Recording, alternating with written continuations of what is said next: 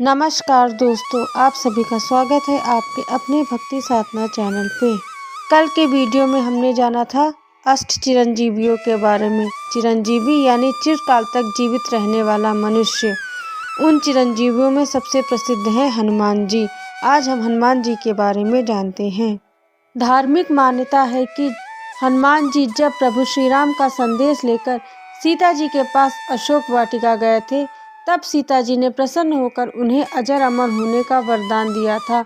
भगवान राम जब धरती लोक से वापस बैकुंठ गए तो उन्होंने हनुमान जी से कहा था कि कलयुग में भक्तों को तुम्हारी बहुत ज़रूरत होगी, इसलिए भक्तजन की रक्षा के लिए तुम्हें कलयुग के अंत तक धरती लोक पर ही रहना होगा।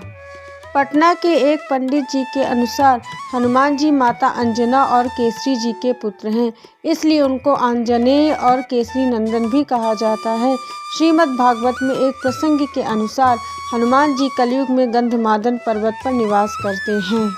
कहा जाता है कि भगवान विष्णु जब कल्कि रूप में अवतार लेंगे तो हनुमान जी समेत सभी चिरंजीवी दुनिया के सामने आ जाएंगे। पंडित जी कहते हैं कि वीर हनुमान की पूजा आत्मविश्वास बढ़ाती है। उनकी वीरता पर कभी किसी को संदेह नहीं करना चाहिए। उन्होंने केवल अकेले ही उस लंका का दहन कर दिया जहां त्रिलोक विजयी रावण का शासन था, इसलिए उनकी शक्ति का अंदाजा लग जाता है। पौराणिक कथाओं के अनुसार एक बार तो हनुमान जी अपने आराध्य भगवान राम से भिड़ गए। गुरु विश्वामित्र के आदेश पर भगवान राम राजा ययाति को मारने जा रहे थे, लेकिन राजा ययाति ने पहले ही हनुमान जी से शरण मांग ली थी। हनुमान जी ने भी राजा को रक्षा का वचन दे दिया। श्री राम जब ययाति को मारने पहुँचे तो हनुमान जी लड़ने के बजाय राम नाम का जाप करने लगे। ऐसे में श्री राम जो भी बाण चलाते वो सारे बेअसर हो जाते थे। आखिर में महर्षि विश्वामित्र को खुद हस्तक्षेप करना पड़ा। उन्होंने सेवक और स्वामी का धर्म संकट देख राजा ययाति को जीवन दान दे दिया और भगवान राम को आदेश दिया कि वह युद्ध रोक दे। इस प्रसंग के बाद सबने मान लिया कि राम से बड़ा राम का जाप है।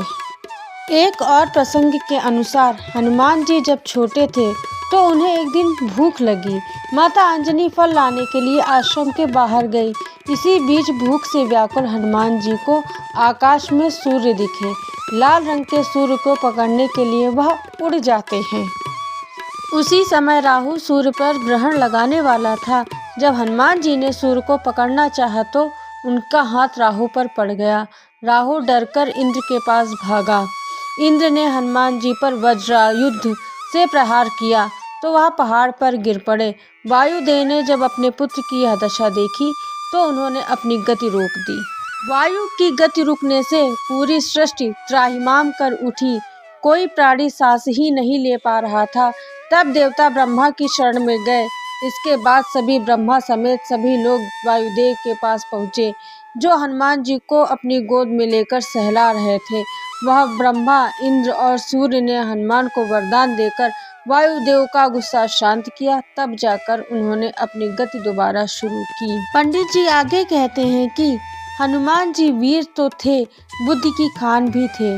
अगर बल पर बुद्धि का अंकुश ना हो तो प्राणी समाज के साथ अपना भी शत्रु बन जाता है। इसलिए बल के साथ बुद्धि का संतुलन बेहद जरूरी है, जो हनुमान जी की कृपा से ही संभव है।